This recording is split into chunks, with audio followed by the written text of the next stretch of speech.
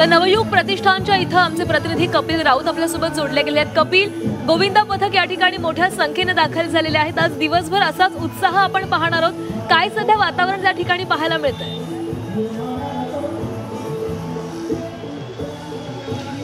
नक्कीच दहीहंडी म्हटलं की ठाणे हे दहीहंडीचं पंढरी म्हटलं जातं। ठाण्यामध्ये दहीहंडी उत्सव मोठ्या उत्साहाने साजरा केला जातो। एक अव्वल नंबर आहे ठाण्याला दहीहंडी उत्सवाच्या।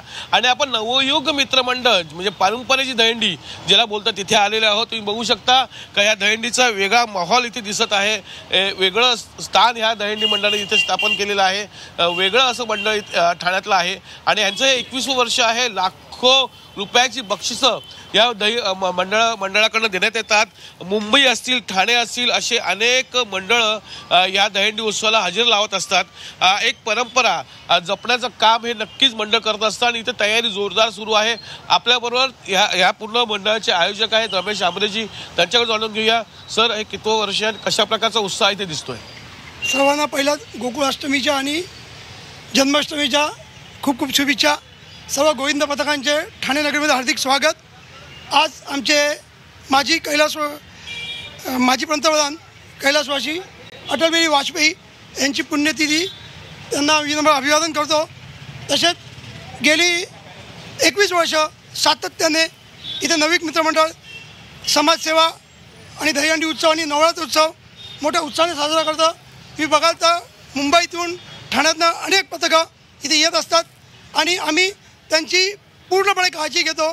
ते बघा की आम्ही सेफ्टी बेल्टचा यूज केला आहे, खाली आम्ही मॅट टाकलेले आहेत। कुठल्याही गोविंदा पथकाला आजच्या घडीपर्यंत गेली 21 वर्ष झाली तिथे कुठलीही इजा होऊन दिली नाही। आम्ही त्यांची पूर्ण काळजी घेतो। दहीहंडी उत्सव हा मोठा उत्सव ठाण्यामध्ये साजरा होतो। नवयुग मित्रमंडळ हे 21वं वर्ष आहे आणि अशाच प्रकारे आम्ही लोकांना इथे आवर्जून उपस्थिती राहा असं आवर्जून सांगत असतो। तसेच गेल्या 3 वर्षापासून आम्ही दहीहंडी उत्सवाचे आपले गोविंदा पथक असतात त्यांच्यासाठी आम्ही जेवणाची सोय केलेली आहे। इथे 5000 लोकांसाठी आम्ही जेवणाची सोय केलेली आहे। मी गोविंदा पथकांना सांगतो की त्यांनी आवर्जून इथे या आणि जेवणाचा लाभ घ्यावा अशी मी त्यांना विनंती करतो। नक्कीच हे मंडळ जसं दहीहंडी उत्सव साजरा करतात तसं समाजसेवेमध्येही मागे नाही असं कळतंय। आम्ही गेले 25 वर्ष आम्ही इथे या प्रभागात काम करतो। माझी मिसेस स्नेहाताई असेल, ती गेल्या 5 वर्ष आम्ही इथे नगरसेवक आहोत। तुम्ही बघाल तर इथे प्रत्येक सर्कलला आम्ही प्रत्येक देशभक्तांची नावं दिली आहेत। 10 सर्कल आहे तिकडे। इथे बघा की नेताजी सुभाषचंद्र बोस दिले आहे, तिथे छत्रपती संभाजी महाराजांचा तर आम्ही स्टॅच्यू मोठा माजिवड्यामध्ये बांधतो, ज्यांनी मुख्यमंत्र्यांनी आम्हाला होकार दिला आहे। छत्रपती शिवाजी महाराज डेपो असेल, छत्रपती शिवाजी महाराज चौक असेल, अहिल्याबाई होळकर असेल, डॉक्टर बाबासाहेब आंबेडकर चौक असेल, तसेच सावरकर यांचं उद्यान, त्यांचं उद्यान आहे। अशी विविध समाजकार्य आम्ही इथे करत असतो। आमची गेली 20 वर्ष ॲम्ब्युलन्स सेवा आमची आहे, ती आम्ही फ्री देत असतो सर्वांना। म्हणजे प्रत्येक समाजकार्यामध्ये आम्ही हे मंडळ तात्पर्याने आग्रही असतो। किती मंडळ येतात? गेल्या वर्षी 165 मंडळ इथे आलेली। यावर्षी अजून आमची अपेक्षा जास्ती आहे आणि जास्तीत जास्त बक्षीस आम्ही त्यांना देणार आहोत।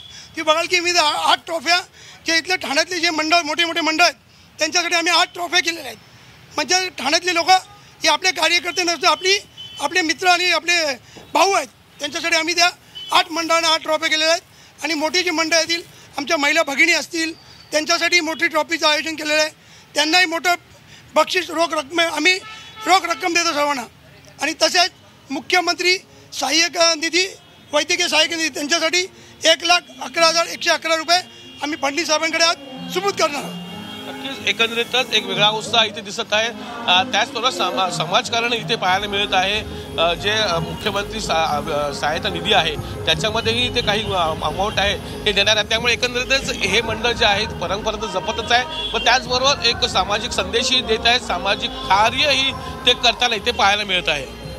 नक्कीच कपिल, तर नवयुग प्रतिष्ठानची ही दहीहंडी आणि या ठिकाणी अनेक गोविंदा पथक आलेले आहेत। धन्यवाद तुम्ही दिलेल्या माहितीसाठी।